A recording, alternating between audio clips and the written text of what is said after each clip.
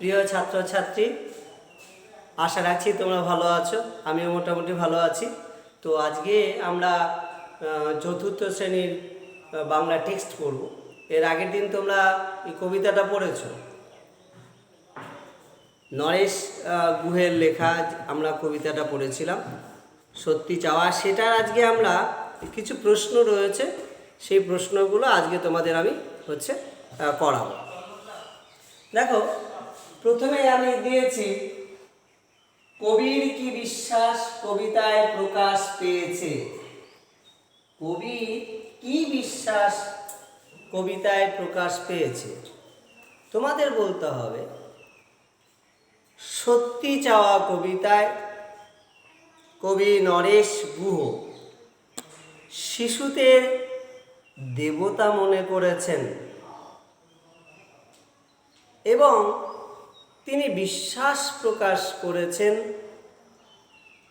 শিশুরা যদি আন্তরিকভাবে চায় তাহলে প্রকৃতি আরও সৌন্দর্যময় হয়ে উঠবে।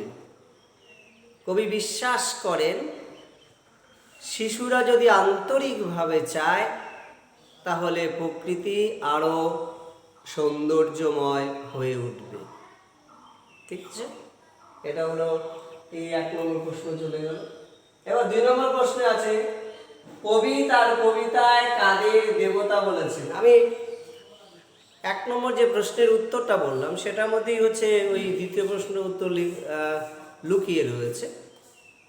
তবু আরেকবার বলে দিচ্ছি, সত্যি চাওয়া কবিতায় কবি নরেশ গুহ শিশুদের দেবতা বলেছেন।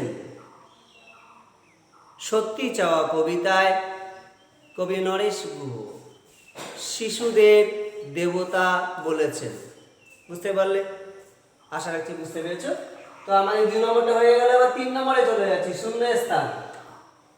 এগুলো খুব সহজ বিষয়।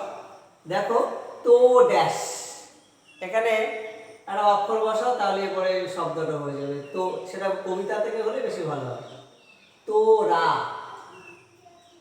রয় আকার দিয়ে দিল, হয়ে গেল। স লেখা আছে, আমরা সত্যি করি, সত্যি আছে। এটা কি? চাষ। সজ, এটা রস্যকা দিলাম, সবুজ। দেখো শূন্যস্থানটা হয়ে গেছে। এখানে 4টে আছে, 4টে আছে না, অনেকগুলো আছে, তো এখানে আমি 4টে করে দিলাম। তারপরটা আমাদেরকে নিচে শূন্যস্থানগুলি কবিতা থেকে উপযুক্ত শব্দ বসিয়ে ফাঁকা ঘরগুলো পূরণ করতে হবে। তোরা ড্যাশ যদি চাস, আরো ড্যাশ হবে ড্যাশ। তোমাদের আমি বলেছি কবিতাটা মুখস্থ করতে হবে, খুব ছোট্ট কবিতা। এবার কবিতা যদি মুখস্থ থাকে, দেখো তোমরা কিভাবে পাচ্ছ। তোরা ড্যাশ যদি চাস, তোরা কি? হ্যাঁ, সত্যি যদি চাস। ঠিক লিখেছি? এবার আরো ড্যাশ হবে ঘাস। আরো ঘাস তো কি হবে? হলুদ না নীল না সবুজ। তোরা সত্যি যদি চাস আর সবুজ হবে ঘাস। ঠিক আছে, এবার দ্বিতীয়তে চলে যাবে। আরো মিষ্টি হবে জল। ড্যাশ স্বাদের হবে ড্যাশ। ঠিক আছে, এখানে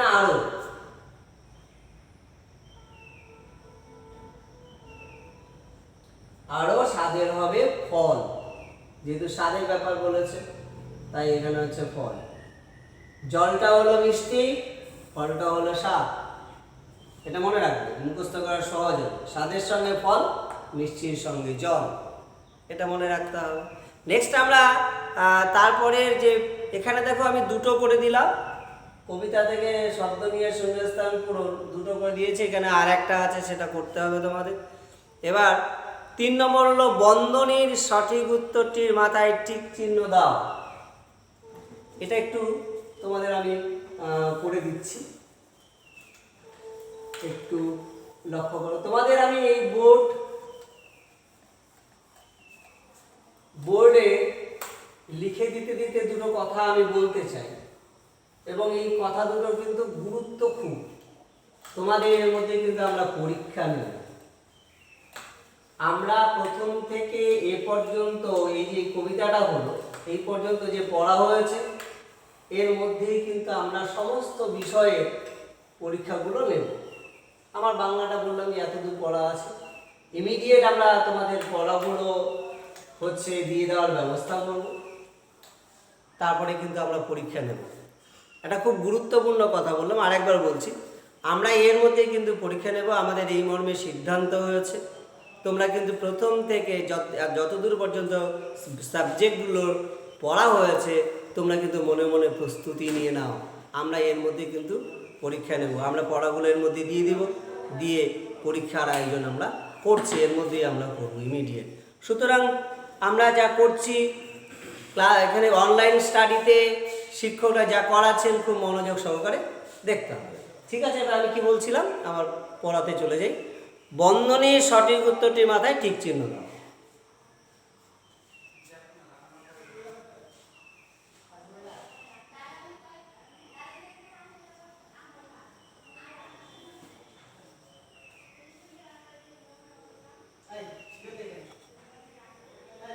সত্যি চাওয়া কবিতাটি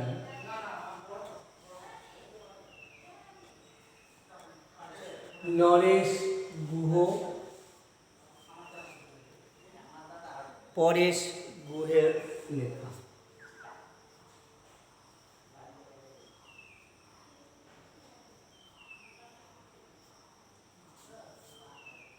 এর লেখা। সত্যি চাওয়া কবিতাটি নরেশ গুহ, পরেশ গুহের লেখা। কোনটা হবে তোমরা জানো? বলো, নরেশ গুহ না পরেশ গুহ? পরেশ গুহ, তাই তো?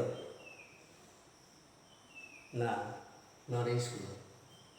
ঠিক আছে, নেক্সট এরকম করে তোমার এখানে ওই 5খানা আছে, আর একটা আছে আরো সবুজ রঙিন হবে ঘাস। কি বললাম? আরো সবুজ রঙিন হবে ঘাস। ঠিক আছে, এখানে খেয়াল করো, তাহলে এখানে কি হবে? এখানে সবুজ হবে। ঠিক আছে, তো এখানে আমাদের আরো 3, 4, 5 আছে। 3 নম্বরটা আরো রসালো না স্বাদের হবে ফল। বলো, রসালো হবে না স্বাদের হবে ফল? আমি বলে দিয়েছিলাম ফলের সঙ্গে স্বাদ আর জলের সঙ্গে মিষ্টি, তাহলে হচ্ছে কি হচ্ছে, এখানে যেহেতু ফল আছে তাহলে স্বাদের হবে। তাহলে হলো কি, আরো স্বাদের হবে ফল, আরো স্বাদের হবে ফল। নেক্সট লেখা আছে আরো মিথ্যে সত্যি চাইলে পরে। কি হবে এখানে? সত্যি চাইলে পরে না মিথ্যে চাইলে পরে? সত্যি চাইলে পরে। আমি যখন প্রশ্নের উত্তর বলছিলাম তখন বলছিলাম যে শিশুরা যদি আন্তরিকভাবে চায়, অর্থাৎ সত্যি সত্যি চায়, এবং তাই কবিতাটার টাইটেল শিরোনামও কিন্তু তাই হয়েছে, সত্যি চাওয়া। তাহলে এখানে সত্যি হবে। তারপর হচ্ছে আরও আকাশ বাতাস গানে ভরে। ঠিক আছে, আরও আকাশ বাতাস গানে ভরে যায়, তাহলে কি হবে? আকাশ হবে না বাতাস হবে? আরও কি হবে? আকাশ গানে ভরে, তাই তো? নাকি বাতাস গানে ভরে? যদি না থাকে, মনে না থাকে, তাহলে তোমাকে খেয়াল করতে হবে। কি খেয়াল করতে হবে? না, আমার কবিতাটা খেয়াল করতে হবে। শেষে 2 লাইন কি আছে? আরও সত্যি চাইলে পরে আরও বাতাস গানে ভরে। আরও সত্যি চাইলে পরে আরও বাতাস গানে ভরে। কি হলো? আকাশ হলো না বাতাস হলো? তাহলে এইভাবে তোমাকে কবিতাটা কিন্তু আদ্যন্ত মুখস্থ রাখতে হবে, তাহলেই পারা যাবে। নেক্সট যে আইটেম আছে এলোমেলো শব্দগুলো সাজিয়ে শব্দ গঠন। এলোমেলো এলোমেলো বর্ণ সাজিয়ে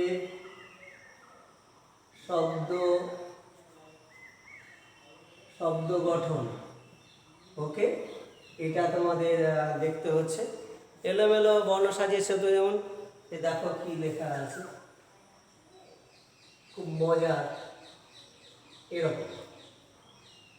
এটা কি দেখো, একদম সোজা দুটো যেহেতু আছে তাহলে এরকম শটা আগে যাবে আর টিটা পরে আসবে, সত্যি। তারপরে ধরো আর আমরা কি করতে পারো, এরকম অনেক কটা আছে, যেমন আছে সা চ,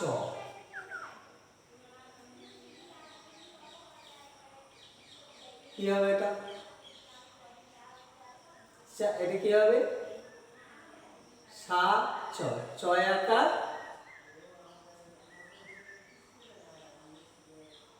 দন্তাস, চাষ, চাষ মানে জমি চাষ করাটা, চাওয়া, এই চাষ মানে হলো চাওয়া, আমরা যে চাই সেই অর্থে এটা হয়েছে।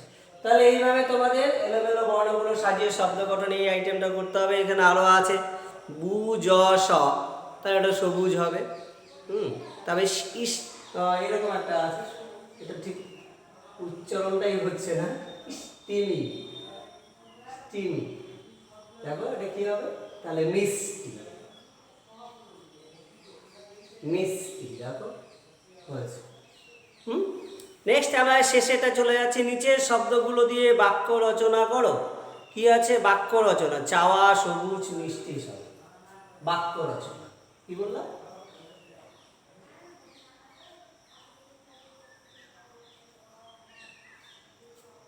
চাওয়া, তারপরে সবুজ, এরকম করে আরো কয়েকটা দেওয়া আছে চাওয়া দিয়ে।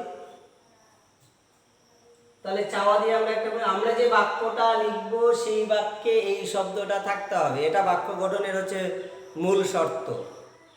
বাক্য রচনা করতে গেলে কি করতে হবে, যে শব্দটা দেওয়া আছে তুমি যে বাক্যটা লিখবে সেই বাক্যে এই শব্দটা অবশ্যই থাকতে হবে, এবং তুমি যে বাক্যটা লিখছো সেই বাক্যটা একটা সঠিক অর্থ হওয়া চাই। এটা হলো বাক্য গঠনের মূল শর্ত। ঠিক আছে তো, বাক্য গঠনের মূল শর্ত কি, যে তুমি যে বাক্যটা লিখছো সেই বাক্যটার কিন্তু একটা কি লাগবে, একটা নির্দিষ্ট অর্থ লাগবে, এবং যে বাক্য যে শব্দটা দেওয়া থাকবে সেই শব্দটা ওখানে থাকবে। আর একটা বিষয় রয়েছে ইংরেজিতে, সাবজেক্ট ভার্ব অবজেক্ট, এইটা কিন্তু হচ্ছে খেয়াল করতে হয়, অর্থাৎ বাক্যটার সাবজেক্ট ভার্ব অবজেক্ট ক্রমান্বয়ে থাকবে, কিন্তু বাংলায় কি হবে, বাংলায় কিন্তু এইরকমটা হবে, এস ও ভি, সব, subject object verb, subject object verb, বুঝতে পারছো? অর্থাৎ প্রথমে থাকবে কর্তা, তারপরে থাকবে হচ্ছে এটা হলো কর্ম, আর এটা হচ্ছে এটা হলো ভার্বটা হলো ক্রিয়া। ঠিক আছে, তাহলে সাবজেক্ট কর্তা, অবজেক্ট কর্ম, আর ভার্ব হলো ক্রিয়া, এস ও ভি, এইটা হচ্ছে তোমাকে খেয়াল করতে হবে।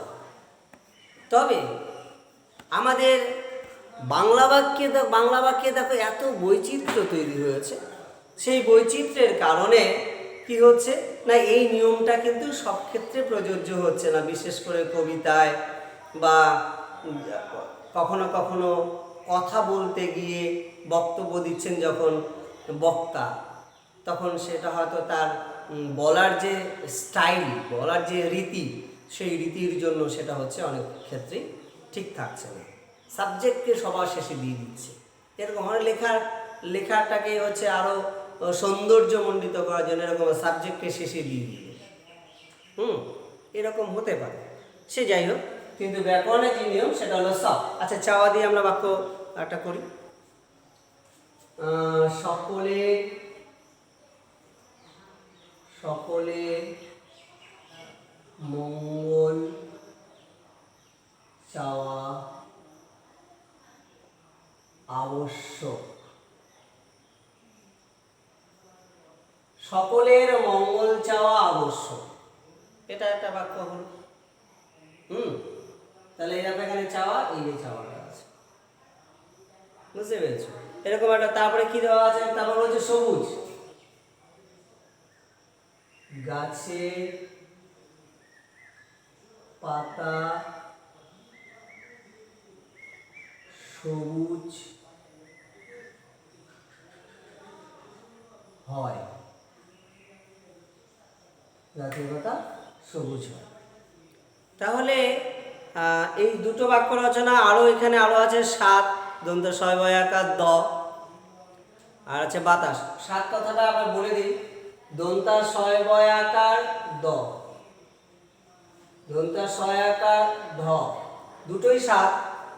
তোমরা দ আর ধয়ের যে উচ্চারণটা হয় এটা খুব কাছাকাছি হয়, কারণ এটা ত বর্গের, তথা দধ ন, তথা দধ ন, দ আর ধ কিন্তু খুব কাছাকাছি, যার জন্য দ আর ধয়ের যে উচ্চারণটা সেই উচ্চারণটা কিন্তু আমাদের সবসময় ঠিক থাকে না।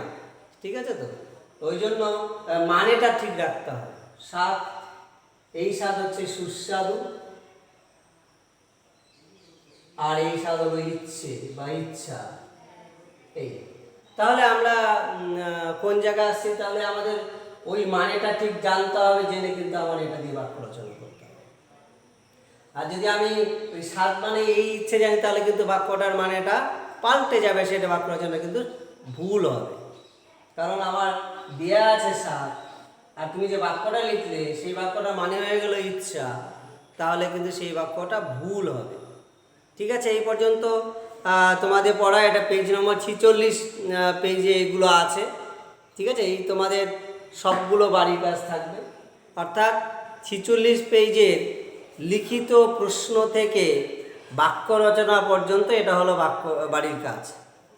কি বললাম আমি লিখে দিচ্ছি, একটু দেখে নাও।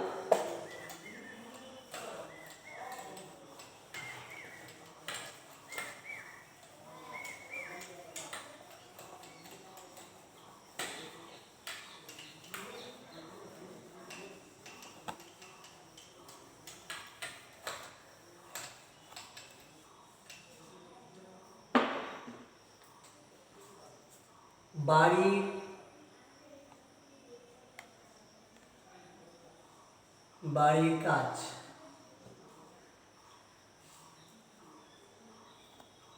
পৃষ্ঠা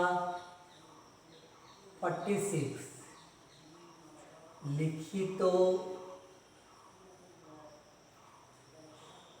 প্রশ্ন